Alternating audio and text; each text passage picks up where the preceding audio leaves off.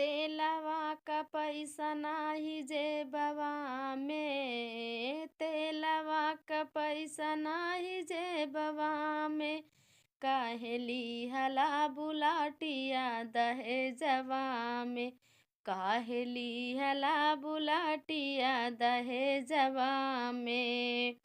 अरे तेलवा क पैसा नाही जेबवा में, काहे लिहला बुलाटिया दहेजवा में, काहे लिहला बुलाटिया दहेजवा में।